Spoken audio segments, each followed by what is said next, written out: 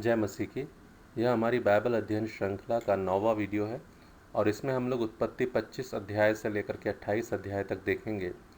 और जैसा आप जानते हैं कि परमेश्वर के वचनों को सिखाने के लिए पवित्र आत्मा से बेहतर और कोई शिक्षक नहीं है। इसलिए हम अपनी बाइबलों में इन अध्यायों को पढ़ें और परमेश्वर से प्रार्थना करें कि वह अपने पवित्र आत्मा के द्वारा इन बातों को हम पर प्रकट करे, सीखने और समझने के लिए हमें बुद्धि दे और हमारी मदद करें। तो आइए हम इन वचनों पर मनन करेंगे और इनके कुछ मुख्य बिंदुओं को देखेंगे। इन अध्यायों में जिन बातों को हम मुख्यतः देखेंगे वह है अब्राहम के अन्य वंशज, अब्राहम की मृत्यु, इश्माइल की वंशावली, इसहाक के पुत्रों का जन्म, एसाव द्वारा पहलौठे का अधिकार बेचना, इसहाक का गरार में निवास और इसहाक का धनवान हो जाना, इसहाक और अबीमेलेक के बीच संधि, एसाव की विदेशी पत्नियां, याकूब को आशीर्वाद मिलना, एसाव को आशीर्वाद मिलना, याकूब का लाबान के पास जाना, एसाव का इश्माइल की बेटी से विवाह करना और फिर याकूब का स्वप्न। अब उत्पत्ति के 25वें अध्याय के अंदर हम पढ़ते हैं शुरुआत में कि अब्राहम ने एक और पत्नी ब्याह ली और उसका नाम दिया गया है कतूरा। ये कब हुआ? ये सारा की मृत्यु के बाद हुआ और इसहाक के भी विवाह के बाद हुआ। और आगे वचन कहता है कि अब्राहम ने इसहाक को तो सब कुछ दिया, लेकिन अपनी रखेलियों के पुत्रों को कुछ कुछ देकर अपने जीते जी अपने पुत्र इसहाक के पास से पूरब देश में भेज दिया। अब हमारे सामने जो प्रश्न उठता है वह है कतूरा के विषय में कि वह कौन थी आखिर, क्योंकि ऊपर हम एक जगह पाते हैं कि वह पत्नी है, अब्राहम ने एक और पत्नी ब्याह ली, और फिर आगे हम पाते हैं कि उसने अपने रखेलियों के पुत्रों को दूर भेज दिया। तो क्या थी वह? एक पत्नी थी या रखेल थी? इन दोनों का भेद भी समझना हमें ज़रूरी है। पहले चीज़, जो शब्द ओरिजिनल या वास्तविक बाइबल के अंदर हिब्रू के अंदर आता है रखेल के लिए, वह हिब्रू शब्द नहीं है, वह एक विदेशी शब्द है जिसको कि बाइबल में ग्रहण किया गया है। तो जो रखेल का जो कॉन्सेप्ट था वो जो इब्रानी लोग थे उनके अंदर नहीं था, लेकिन यह उनके आसपास की जातियों के अंदर था। और क्योंकि ये उन्हीं जातियों के आसपास रहते थे, इसलिए ये शब्द भी उनके अंदर प्रचलन में आ गया। अब हम किसको पत्नी कहें और किसको रखेल कहें, यह बात समझने के लिए हमें देखना होगा कि जिसको या जिसके पुत्रों को संपत्ति के अंदर अधिकार दिया जाए वो तो पत्नी है, लेकिन जिसके अधिकार सीमित हों उसको रखेल की संज्ञा यहाँ पर दी गई। तो इसहाक को परमेश्वर ने आशीष दी, इसहाक के द्वारा परमेश्वर ने कहा कि तेरा वंश कहलाएगा, इसलिए इसहाक जो है वो सारा का बेटा होने के कारण सारा जो है पत्नी है। और बाकी जितने पुत्र रहे वो सब जो हैं उनके पास वो आशीष वचन नहीं रहे या उनको परमेश्वर ने अब्राहम का वंश नहीं माना है। इसलिए यहाँ पर आता है कि रखेलियों के पुत्रों को उसने कुछ कुछ देकर अपने पास से दूर भेज दिया। तो अब ये कतूरा के विषय में और हमें यदि देखने को मिलता है, जो रब्बी है, यहूदी रब्बी रहे हैं पुराने समय में, उनका ऐसा मानना रहा है कि ये कतूरा वास्तव में हागार थी। और हमने देखा था कि हागार जो नाम है वो उसे बाद में दिया गया था।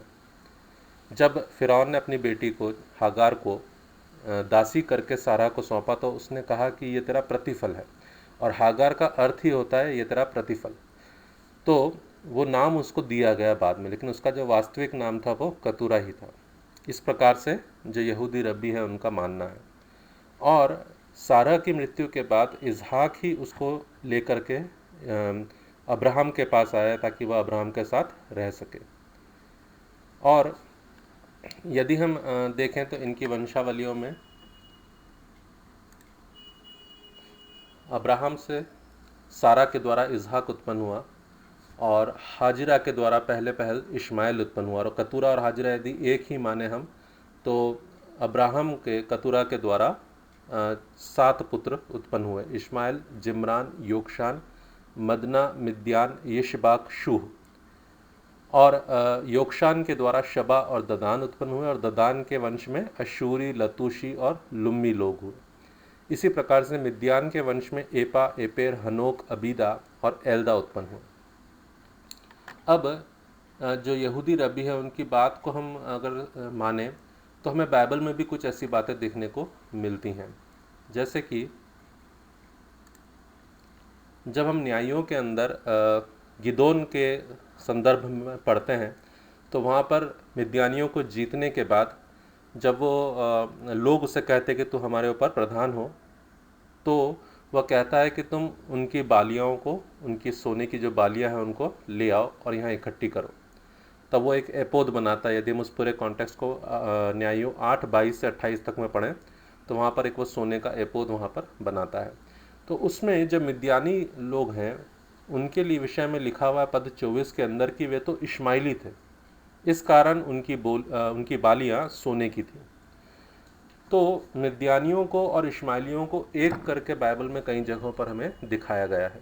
जैसे कि यदि हम यूसुफ के भाइयों द्वारा उसको बेचे जाने की घटना को पढ़ते हैं उत्पत्ति 37 के अंदर 25 से 36 आयत के अंदर, तो वहाँ पर हमें बार बार यही मिलता है। अगर हम पद 28 को देखें तो वहाँ पे देखिए लिखा है कि तब मिद्यानी व्यापारी उधर से होकर उनके पास पहुँचे, अतः यूसुफ के भाइयों ने उसको गड्ढे में से खींच के बाहर निकाला और इश्माइलियों के हाथ चांदी के 20 टुकड़ों में बेच दिया।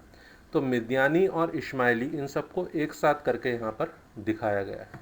यदि फिर से हम इनकी जो वंशावली है उनको देखें तो देख सकते हैं हम कि कतूरा के द्वारा मिद्यान का जन्म हुआ और हाजिरा के द्वारा इश्माइल का। तो यदि ये दोनों एक ही वंश के लोग हैं या एक ही स्त्री के द्वारा उत्पन्न हुए वे लोग हैं, तो इसलिए इनको एक साथ करके देखा जा रहा है, मिद्यान को और इश्माइल को।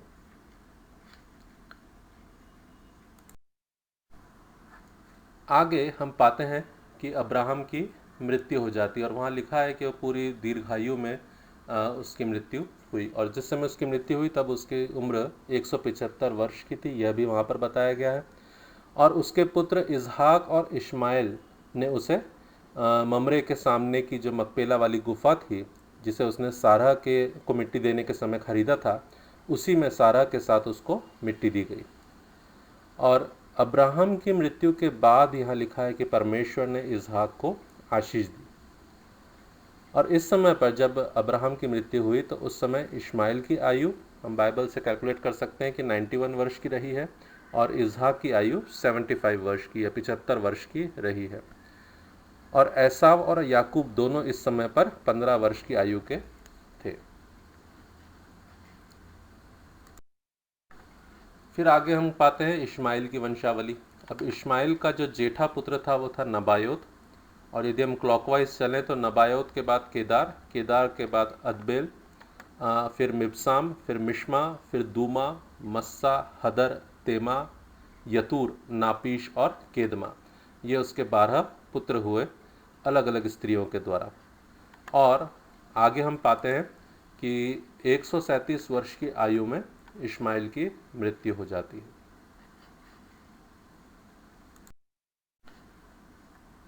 इसके बाद हमें इजहाक के पुत्रों का वर्णन मिलता है, और यहाँ पर हम पाते हैं कि जब इजहाक 40 वर्ष का हुआ तब उसने रिबका से विवाह किया, और रिबका को बताया गया है कि वह बांझ थी। तब इजहाक ने उसके लिए प्रार्थना की और वह गर्भवती हुई।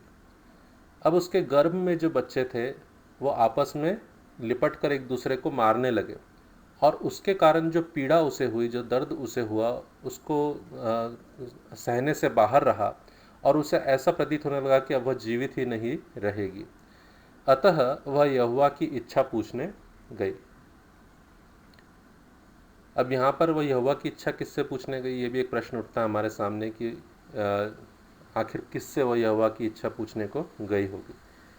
तो ये जो यहूदी रब्बी है वह इस विषय पर कहते हैं कि जो शेम और एबेर के वंशज थे, जो कि परमेश्वर के याजक का काम भी करते थे, जो परमेश्वर के सामने प्रार्थना करना उनके भविष्यवक्ता के रूप में भी थे, तो वो उस स्थान पर रहा करते थे, और उनके पास यह रिबका जो है वो यहोवा की इच्छा को पूछने के लिए गई। और हमको मिलता है एक और जगह पर मेल्किसेदेक के बारे में कि वो शालेम का राजा है और साथ ही परम प्रधान ईश्वर मतलब एल एलियोन का याजक है। परम प्रधान परमेश्वर को हम हिब्रू में कहते हैं एल एलियोन, सर्वशक्तिमान या परम प्रधान। तो उसके संदर्भ में हम पाते हैं कि वहाँ पर उस समय पर ऐसे लोग थे जो यहोवा से प्रार्थना करते थे, यहोवा की जो बातें हैं वो लोगों को बताया करते थे, और उन्हीं के पास रिबका यहोवा की इच्छा पूछने को गई। तब यहोवा ने उस पर प्रकट किया कि उसके गर्भ में 2 जातियां हैं। यहोवा ने कहा कि बड़ा बेटा छोटे के अधीन होगा। और इसी बात को यदि हम देखें तो रोमियो की पत्री में पौलुस भी कहता है कि केवल यही नहीं परंतु जब रिबका भी एक से अर्थात हमारे पिता इसहाक से गर्भवती थी और अभी तक न तो बालक जन्मे थे और न उन्होंने कुछ भला या बुरा किया था, इसलिए कि परमेश्वर की मनसा जो उसके चुन लेने के अनुसार है, कर्मों के कारण नहीं परंतु बुलाने वाले के कारण है, बनी रहे। उसने कहा जेठा छोटे का दास होगा। तो हम यहाँ पाते हैं कि परमेश्वर ने पहले से याकूब को इसहाक का उत्तराधिकारी होने के लिए चुन लिया था। तो याकूब उसका चुना हुआ पात्र था। और हम देखते हैं कि परमेश्वर का चुना जाना यहाँ पर ज़्यादा इम्पॉर्टेंट है, महत्वपूर्ण है बनिस्बत उनके कार्यों से। परमेश्वर ने उनके कार्यों को देख कर नहीं परंतु अपने चुनाव के ऊपर याकूब को उस इसहाक का उत्तराधिकारी बनाया। अब हम बच्चों की उत्पत्ति के विषय में देखते हैं कि जब पहला उत्पन्न हुआ तो वह रोआर था, मतलब उसके पूरे शरीर पर बाल थे और इसीलिए उसका नाम एसाव रखा गया। एसाव का अर्थ होता है रोआर। और दूसरा जो लड़का था वो उसकी एड़ी पकड़े हुए, मतलब एसाव की एड़ी पकड़े हुए उत्पन्न हुआ और उसका नाम याकूब रखा गया। और याकूब का अर्थ होता है अड़ंगा मारने वाला। कई बार हम इस नाम से भी हम याकूब के जो चरित्र है उसको देखते हैं कि वो अड़ंगा मारने वाला, बहुत ही चालाक, बहुत ही कह सकते हैं धोखा देने वाला या धूर्त किस्म का व्यक्ति है। लेकिन हम अगर पहले देखें तो परमेश्वर ने याकूब को पहले चुन रखा है। और फिर हम आगे देखते हैं कि जब एसाव और याकूब उत्पन्न हुए तो उस समय पर इसहाक की आयु 60 वर्ष की थी। आगे हम पाते हैं कि एसाव के विषय में लिखा है कि वह चतुर शिकार खेलने वाला बना, और दूसरा जो हम पाते हैं याकूब के विषय में कि वह एक सीधा मनुष्य था। अब हम कितना भी उसको धूर्त कह लें, कितना भी उसको चालाक कह लें, कितना भी अड़ंगा मारने वाला कह लें, लेकिन वचन याकूब के लिए कहता है कि वह एक सीधा मनुष्य था और तंबुओं में रहा करता था। और यदि इसी के परिप्रेक्ष्य में हम यदि एसाव को देखें तो वहाँ पे लिखा है कि एसाव चतुर शिकार खेलने वाला था। ये जो शब्द है चतुर शिकार खेलने वाला, ये एक और जगह बाइबल में आया और वह आया है निम्रोद के कॉन्टेक्स्ट में। निम्रोद भी यहोवा के सम्मुख चतुर शिकार खेलने वाला था और एसाव भी चतुर शिकार खेलने वाला था। तो ये दोनों जो बातें हैं इनसे हम पता चलता है कि एसाव यहोवा के सामने अच्छा व्यक्ति नहीं था, वह अधर्मी था, और बाइबल इसी बात को हमें बताती भी है। फिर इसहाक जो है एसाव से प्रीति रखता था और रिबका याकूब से प्रीति रखती थी, क्योंकि इसहाक को एसाव के जो शिकार होते थे वो खाने में आनंद आता था। एक दिन जब एसाव जंगल से थका हुआ लौटा तो याकूब से भोजन मांगने लगा, और याकूब उस समय दाल, हम हिंदी ट्रांसलेशन में दाल पाते हैं लेकिन वो कुछ किसी प्रकार का भोजन पका रहा था जो कि लाल रंग का था। तो इसी कारण से, क्योंकि ये लाल रंग का भोजन पकाया जा रहा था और वही चीज़ एसाव ने मांगी, तो उसका नाम जो है एदोम पड़ा। एदोम का अर्थ होता है लाल, तो लाल कलर से या लाल रंग से उसका नाम एदोम पड़ा। और यहाँ पर हम पाते हैं कि याकूब ने भोजन के बदले में उससे पहलौठे का अधिकार मांग लिया। फिर एसाव ने उस अधिकार से बढ़कर अपने भोजन को महत्वपूर्ण जाना और उसने क्या करा कि पहलौठे का अधिकार बेच दिया। भोजन के बदले में उसने पहलौठे का अधिकार याकूब को दे दिया। और आगे हम पाते हैं बाइबल में लिखा है कि यों उसने पहलौठे के अधिकार को तुच्छ जाना, उसकी कीमत को या उसके महत्व को नहीं जाना उसने। और यदि हम इब्रानियों की पत्री में देखें तो वहाँ पर लिखा है कि ऐसा न हो कि कोई जन व्यभिचारी या एसाव के समान अधर्मी, देखिए यहाँ पे बाइबल बताती है कि एसाव क्या है, अधर्मी है, चतुर शिकार खेलने वाला अधर्मी भी है, जिसने एक बार के भोजन के बदले अपने पहलौठे होने का पद बेच डाला। उसने सिर्फ एक बार के भोजन के लिए जो परमेश्वर की ओर से दिया गया उसको अधिकार था, पद था पहलौठे का, उसको उसने बेच दिया सिर्फ भोजन के लिए।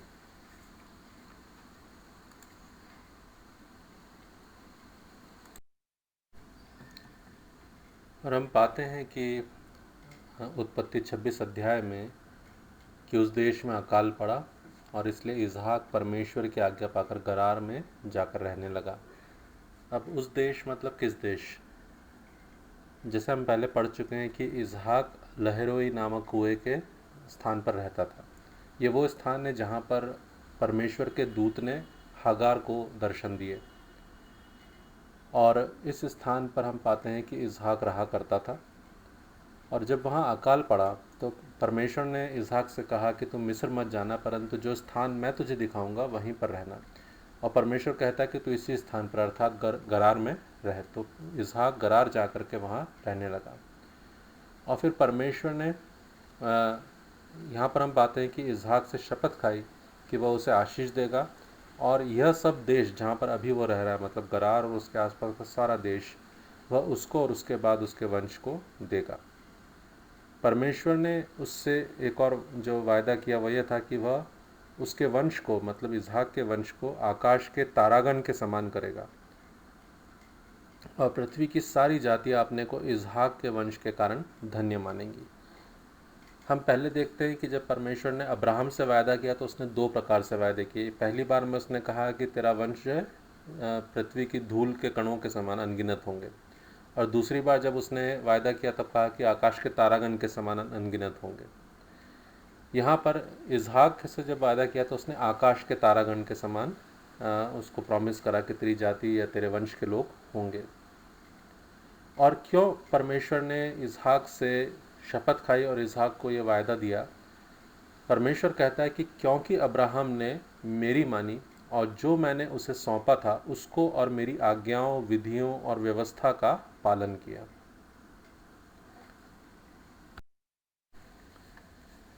अब उस स्थान पर इसहाक रिबका के विषय में कहता है कि वह उसकी बहन है, लेकिन जब बहुत दिन वो वहाँ रह लेता है तो एक दिन पलिश्तियों के राजा को ये पता चलता है कि वे दोनों पति पत्नी हैं, और वो उसको बुलाकर उससे कहता है कि तूने हमसे झूठ क्यों कहा।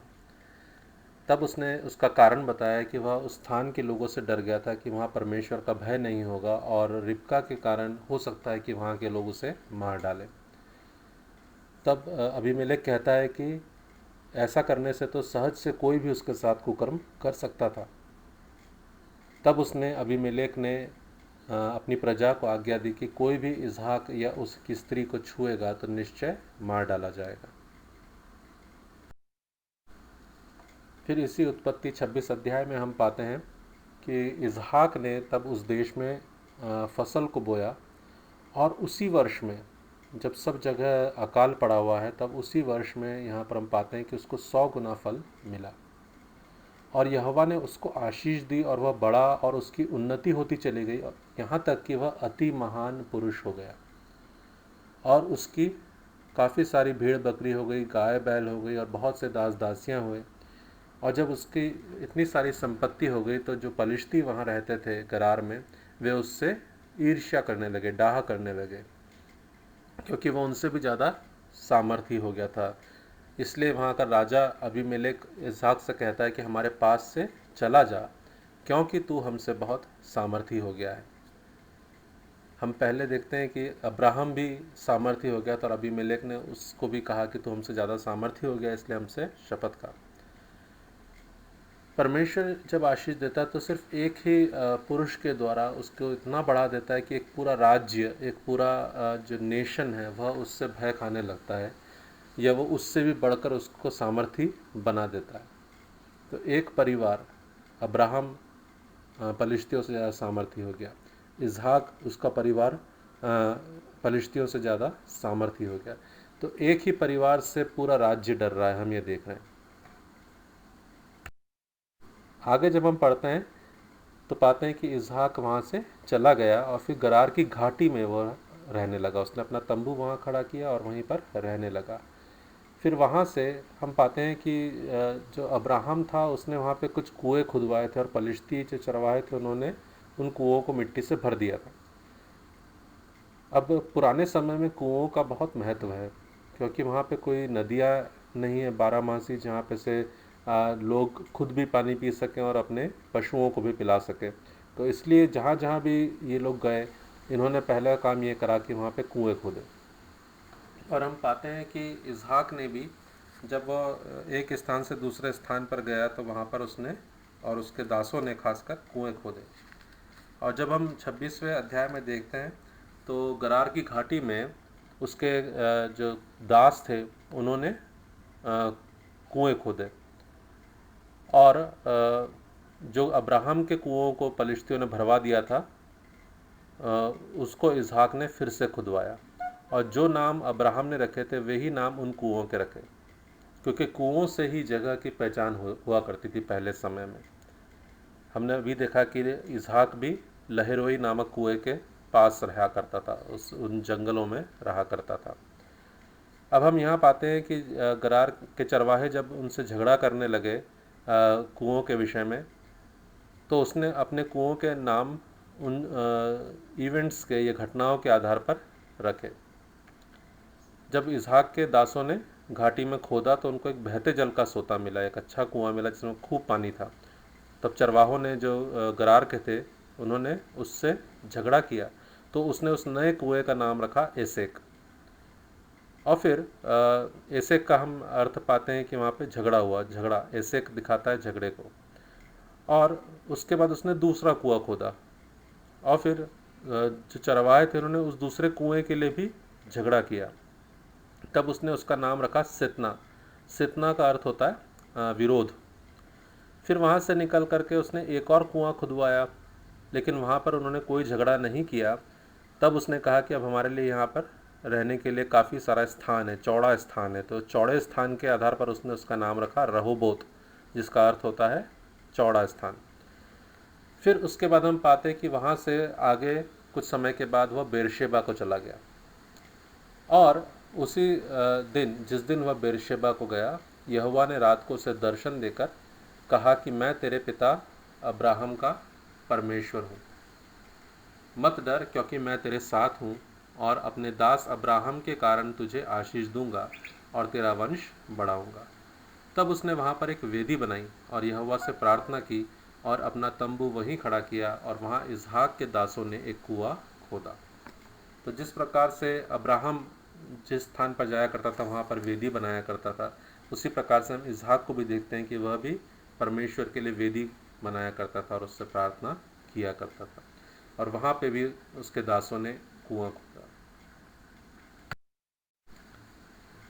फिर हम पाते हैं कि जब अबीमेलेक ने इस बात को देखा कि यहोवा उसके संग रहता है, जो भी काम वो करता है उसको यहोवा सफल करता है, तो वो इस बात के लिए अपने मंत्री अहुज्जत और सेनापति पिकोल को साथ लेकर के इसहाक के पास आया। हमने अब्राहम के टाइम पे भी देखा था कि अबीमेलेक सेनापति पिकोल को लेकर के अब्राहम से वाचा बांधने के लिए आता है। यहाँ पर भी वह सेनापति पिकोल को और साथ में मंत्री अहुज्जत को भी लेकर के आया है, और यहाँ इसहाक से कहता है कि हमने तो खुद देखा है, प्रत्यक्ष में देखा है कि यहोवा तेरे साथ रहता है और तू यहोवा की ओर से धन्य है, इसलिए हमारे बीच में अब शपथ खाई जाए। जिस प्रकार से हमने तुझे नहीं छुआ वरन तेरे साथ भलाई की है और तुझे कुशल क्षेम से विदा किया। क्योंकि पहले इसहाक उससे मिलते समय कहता है कि तुमने तो मुझसे ईर्ष्या करके मुझे बाहर निकाल दिया, भेज दिया, अब मेरे पास क्या लेने के लिए आया। तो उसने कहा कि हमने तेरे साथ भलाई तो की, हमने कुछ बुरा नहीं किया तेरे साथ में, और जब तुझे विदा भी किया तो कुशल क्षेम से विदा किया, तेरा कुछ नुकसान नहीं किया। तो जिस प्रकार हमने तेरे साथ बुराई नहीं की, भलाई की है, उसी प्रकार से तू भी हमारे साथ कोई बुराई नहीं करेगा। मतलब जिस प्रकार से हमने बुरा नहीं किया तू भी हमारे साथ बुरा नहीं करेगा। तब इसहाक ने उनको भोज दिया और उन्हें रात वहीं बिताई, और सवेरे तड़के उठ करके उन्होंने आपस में शपथ खाई और फिर उनसे विदा हो गए। अब यहाँ पर हम पाते हैं कि इसहाक के दासों को एक कुआं मिला और सोता मिला। उस कुएं को खोदते समय नीचे एक जल का सोता मिला, तो उसने उस कुएं का नाम शिबा रखा। और आगे लिखा है कि इसी कारण उस स्थान का नाम बेरशेबा पड़ा। बेरशेबा का अर्थ हमने पहले भी देखा था, उसका अर्थ होता है वाचा का कुआं। और ये नाम इसहाक के समय नहीं पड़ा परंतु अब्राहम के समय से पड़ा हुआ है, क्योंकि अब्राहम ने जब अबीमेलेक से शपथ खाई थी तो उसने साक्षी के तौर पर भेड़ की 7 बच्चे उसको दिए थे और कहा था कि ये कुआं जो मैंने खोदा है ये इस बात की साक्षी है कि ये मेरे ही द्वारा खोदा गया है। तो तब से वह नाम बेरशेबा स्थान का पड़ा है।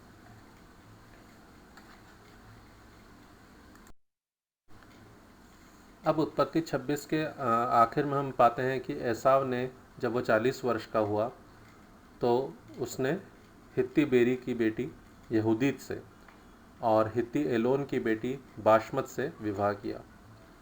और जिस समय एसाव 40 वर्ष का हुआ उस समय लगभग इसहाक की आयु 100 वर्ष की थी, क्योंकि हमने पहले पढ़ा था कि इसहाक की आयु 60 वर्ष की थी जिस समय पर एसाव और याकूब का जन्म हुआ।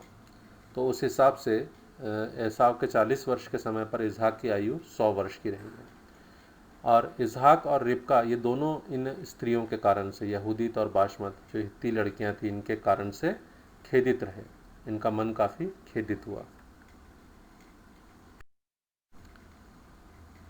अब हम उत्पत्ति 27 के अंदर पाते हैं किस प्रकार से इसहाक जो है वो चाहता है कि एसाव को आशीर्वाद दे, लेकिन रिबका चाहती है कि याकूब का आशीर्वाद मिले। तो शुरुआत में ही हम इस अध्याय के पाते हैं कि इसहाक बूढ़ा हो गया, बहुत बूढ़ा हो गया, और उसकी आंखें ऐसी धुंधली हो गई कि उसको सूझता न था। एक परमेश्वर का जन है जिसकी आंखें धुंधली हो गई है और उसे सूझता नहीं है। एक दूसरा हम पाते हैं मूसा के विषय में कि उसका ना बल कम हुआ ना उसकी आंखें धुंधली पड़ी। लेकिन यहाँ इसहाक के विषय में स्पेसिफिकली लिखा है कि उसकी आंखें धुंधली पड़ गई और उसे सूझता नहीं था कि उसके पास कौन खड़ा है। तो इसहाक चाहता था कि एसाव को आशीर्वाद दे, क्योंकि वह एसाव से प्रीति रखता था, लेकिन रिबका जो कि याकूब से प्रीति रखती थी वह चाहती थी कि आशीर्वाद याकूब को मिले। तो उसने इसहाक ने एसाव को अपने शिकार पे जाने के लिए कहा और कहा कि मेरी रुचि के अनुसार तू भोजन बना के मेरे पास ला, ताकि मरने से पहले मैं तुझे आशीर्वाद दे सकूं। ये बात रिबका को सुनने में आई और रिबका ने फिर याकूब को कहा कि तू पले हुए बकरी के 2 बच्चे लेकर के आ। और रिबका ने इसहाक की रुचि के अनुसार भोजन बनाया और फिर उसने याकूब को एसाव के कपड़े पहना दिए और उसके हाथ और गले पर बकरी के बच्चों की खाल लपेट दी, क्योंकि एसाव रोआर था। अगर इसहाक उसको छू कर देखेगा तो उसको बाल अगर नज़र नहीं आए तो पहचान जाएगा कि ये याकूब है। और उसने एसाव के कपड़े उसको इसलिए पहना दिए ताकि याकूब के पास से एसाव की ही गंध आए। तब याकूब तो डर रहा है कि अगर भेद खुल गया या किसी प्रकार से प्रकट हो गया कि मैं एसाव नहीं याकूब हूँ तो मैं श्राप का अधिकारी हो जाऊँगा। लेकिन रिबका कहती कि श्राप तुझ पर नहीं मुझ पर ही पड़े। और वह इस प्रकार से उसको तैयार करती है, उसको कपड़े भी एसाव के पहनाती है और उसका जो हाथ और गले के हिस्से हैं जो कि कपड़ों से रहित हैं उनके ऊपर वह बकरी के बच्चों की खाल लपेट देती है।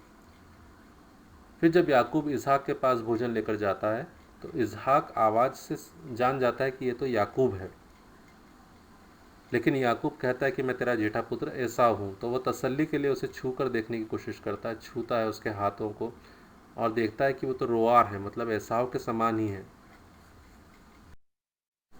तब इसहाक भोजन करता है और अभी भी उसके मन में ये शंका है कि ये एसाव है या नहीं। तो पूरी तसल्ली करने के लिए या पूरी तरह से प्रमाणित करने के लिए इस बात को वो उसे अपने पास आकर चूमने के लिए कहता है। और जब याकूब उसे चूमने के लिए पास आता है तो वह उसको सूंघ कर देखता है कि ये उसका बेटा एसाव है कि नहीं। और जब उसको एसाव की गंध आती है याकूब में से, क्योंकि उसने उसके वस्त्र पहने हुए थे, तब वह उसको आशीर्वाद देता है। और वो आशीर्वाद देता है कि देख मेरे पुत्र की सुगंध जो ऐसे खेत की सी है जिस पर यहोवा ने आशीष दी हो। परमेश्वर तुझे आकाश से ओस और भूमि की उत्तम से उत्तम उपज और बहुत सा अनाज और नया दाख मधु दे। राज्य राज्य के लोग तेरे अधीन हो और देश देश के लोग तुझे दंडवत करें। तू अपने भाइयों का स्वामी हो और तेरी माता के पुत्र तुझे दंडवत करें। जो तुझे श्राप दे वह श्रापित हो और जो तुझे आशीर्वाद दे वे आशीष पाए। अभी हम यहाँ पे जो एक बात देखते हैं कि अगर इजहाक की आंखें सही होती, अच्छी होती और वो ठीक ठीक देखने पाता तो वह याकूब को कभी आशीर्वाद नहीं देता, परंतु वह एसाव को ही आशीर्वाद देता। लेकिन परमेश्वर की ओर से ये बातें इस प्रकार नहीं ठहराई गई थी। तो इजहाक का आंखें खराब होना या उसकी आंखों का धुंधला पड़ जाना भी परमेश्वर की ओर से अच्छा रहा, क्योंकि जो परमेश्वर ने पहले से चुन रखा था, जिसको चुन रखा था, उसी को परमेश्वर ने अपने आशीर्वाद भी दिए। और याकूब जो है उसको परमेश्वर ने यहाँ पर सारी चीज़ों में आशीषित किया है, एसाव को नहीं। तब जब याकूब वहाँ से चला जाता है तो उसके पीछे पीछे एसाव भी शिकार खेल कर लौट आता है और वह अपने पिता इसहाक की रुचि के अनुसार भोजन पकाकर उसके पास लेके जाता है। और इसहाक उससे पूछता है कि तू कौन है। और जब उसे पता चलता है कि अब जो आया है वह एसाव है और जो पहले आया था वह याकूब था, तो वह थर थर काँपने लगता है और कहता है कि तेरा भाई धूर्तता से आया और तेरे आशीर्वाद को लेकर के चला गया और तेरा आशीर्वाद अब उससे लगा भी रहेगा। तब एसाव और इसहाक दोनों मिलकर के याकूब को अलग अलग उपमाएं देते हैं। याकूब नाम से एसाव कहता है कि उसका नाम यथार्थ है क्योंकि वह अड़ंगा मारने वाला है, और इसहाक कहता है कि वह धूर्तता के साथ आया। हम देखते हैं कि एसाव कहता है कि उसने मेरा पहलौठे का अधिकार तो ले ही लिया था, लेकिन अब उसने मेरा आशीर्वाद भी मुझसे ले लिया है।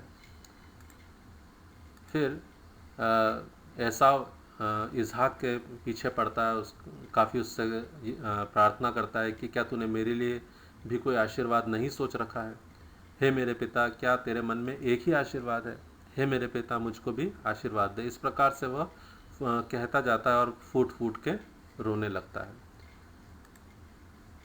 लेकिन यदि हम इब्रानियों की पत्री में देखें तो वहाँ पर हम पाते हैं इस प्रकार से लिखा हुआ है कि ऐसा न हो कि कोई जन व्यभिचारी या एसाव के समान अधर्मी हो, जिसने एक बार के भोजन के बदले अपने पहलौठे होने के पद को बेच डाला। ये हमने पहले देखा था।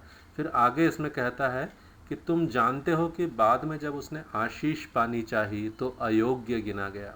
तो परमेश्वर की ओर से वह अयोग्य गिना गया क्योंकि उसने पहलौठे के पद को महत्वपूर्ण नहीं जाना। और फिर जब आंसू बहा बहा कर भी खोजना चाहा तो उसको मन फिराव का अवसर न मिला।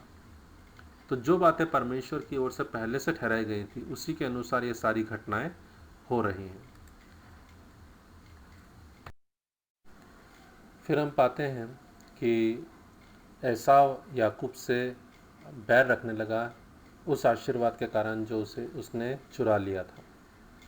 और एसाव इस प्रकार सोचने लगा कि उसके पिता की मृत्यु के बाद वह याकूब को घात करेगा। और जब ये बातें रिबका के सुनने में आईं तो उसने याकूब से कहा कि वह उसके मामा लाबान के यहाँ चले जाए, और जब एसाव का गुस्सा ठंडा हो जाएगा और वह सब बातें भूल जाएगा तो वह उसे वापस बुला लेगी। उसको ये डर था कि कहीं ऐसा ना हो कि एक ही दिन में उन दोनों से उसको रहित होना पड़े। एसाव याकूब को घात करे और परमेश्वर नाराज़ होकर के एसाव को घात करे तो दोनों पुत्र मर जाएंगे। इसलिए हम पाते हैं कि रिबका इसहाक से इस विषय में बात करती है। तो इसहाक और रिबका दोनों ही हित्ती लड़कियों से घृणा करते हैं और विवाह की बात भी वह इसहाक से करती है कि याकूब भी कहीं अगर ऐसी ही लड़कियों से विवाह कर ले तो फिर उसके जीने का क्या तात्पर्य रहेगा। तो इसहाक याकूब को बुलाकर आशीर्वाद देता है और उसे अपने मामा के घर जाकर उसकी बेटी से विवाह करने के लिए कहता है।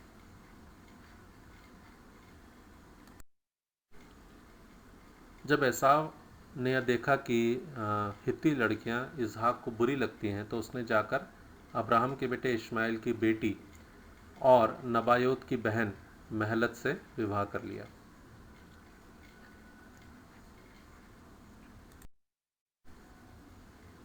फिर याकूब बेरशेबा से निकलकर हारान में अपने मामा के घर जाने के लिए चला, और हम पाते हैं कि सूर्यास्त के समय वह एक स्थान पर पहुंचा और वहीं पर रात बिताने का उसने विचार किया। तो वहाँ के पत्थरों में से उसने एक पत्थर लेकर के अपना तकिया बनाया और सो गया। तब उसने एक स्वप्न देखा। उसने देखा कि एक सीढ़ी पृथ्वी पर खड़ी है और उसका सिरा स्वर्ग तक पहुँचता है, और परमेश्वर के दूत उस सीढ़ी पर से चढ़ते उतरते हैं, और यहोवा उसके ऊपर खड़ा होकर कहता है कि मैं यहोवा तेरे दादा अब्राहम का परमेश्वर और इसहाक का भी परमेश्वर हूँ। जिस भूमि पर तू लेटा है उसे मैं तुझको और तेरे वंश को दूंगा, और तेरा वंश भूमि की धूल के किनकों के समान बहुत होगा, और पश्चिम पूरब उत्तर दक्षिण चारों ओर फैलता जाएगा, और तेरे वंश के द्वारा पृथ्वी के सारे कुल आशीष पाएंगे। अब यहाँ पे यदि हम देखें तो जो अब्राहम से परमेश्वर ने प्रॉमिस किया था, पहली बार जब उसने प्रतिज्ञा की थी तो कहा था कि तेरा वंश भूमि की धूल के किनकों के समान अनगिनत होगा, और दूसरी बार में अब्राहम से उसने कहा था कि तेरा वंश आकाश के तारागण के समान अनगिनत होगा। तो जब इसहाक से उसने वाचा बांधी और उसको प्रतिज्ञा की, तो उसने कहा तेरा वंश आकाश के तारागण के समान अनगिनत होगा। और जब याकूब से वो वाचा बांध रहा है तो कह रहा है तेरा वंश भूमि की धूल के किनकों के समान बहुत होगा। तो जो वायदे परमेश्वर ने अब्राहम को किए थे वही वायदे इसहाक और याकूब से भी परमेश्वर कर रहा है, उसमें कोई बदलाव उसने नहीं किया है।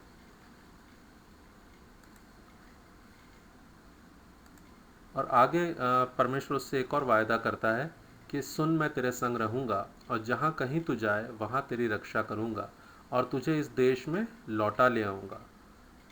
तो परमेश्वर उसके साथ साथ चल रहा है हारान तक, और परमेश्वर कह रहा है कि मैं तुझे वहाँ से वापस लेकर के भी आऊँगा और इसी देश में लाकर बसाऊँगा, क्योंकि ये देश मैंने तुझे और तेरे वंश को दिया है, और जब तक मैं अपने कहे हुए को पूरा न कर लूँ तब तक तुझको नहीं छोड़ूंगा। ये परमेश्वर ने उससे वायदा किया।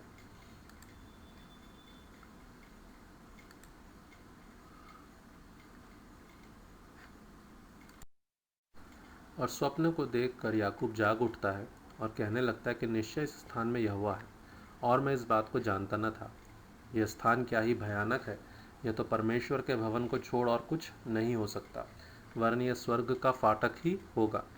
और भोर को जब याकूब जागता है तो जिस पत्थर का उसने तकिया बनाया था उसका खंभा खड़ा करके उस पर तेल डाल देता है, और फिर उसने उस स्थान का नाम बेतेल रखा, क्योंकि पहले उसने कहा है कि ये परमेश्वर के भवन को छोड़ और कुछ नहीं हो सकता।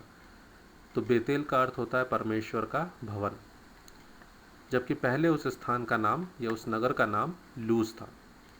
तब याकूब ने उस परमेश्वर से जिसने स्वप्न में उसे दर्शन दिया उससे मन्नत मानी कि यदि परमेश्वर मेरे संग रहकर इस यात्रा में मेरी रक्षा करे और मुझे खाने के लिए रोटी और पहनने के लिए कपड़ा दे और मैं अपने पिता के घर में कुशल क्षेम से लौट आऊँ, तो यहोवा मेरा परमेश्वर ठहरेगा और यह पत्थर जिसका मैंने खंभा खड़ा किया है परमेश्वर का भवन ठहरेगा, और जो कुछ तू मुझे दे उसका दशमांश मैं अवश्य ही तुझे दिया करूँगा।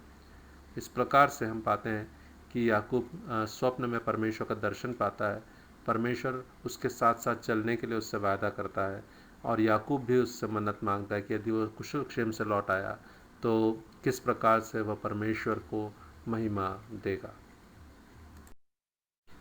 परमेश्वर आप सबको आशीष दे। आप सभी का बहुत धन्यवाद। यदि आपको ये वीडियो पसंद आ रहे हैं तो लाइक करें और सब्सक्राइब करें, ताकि आपको आने वाले वीडियोस की जानकारी भी मिल सके। मसीह में मैं आपका भाई लवित सैमसन, लिविंग वर्ड मिनिस्ट्री एवं मन्ना मिनिस्ट्री।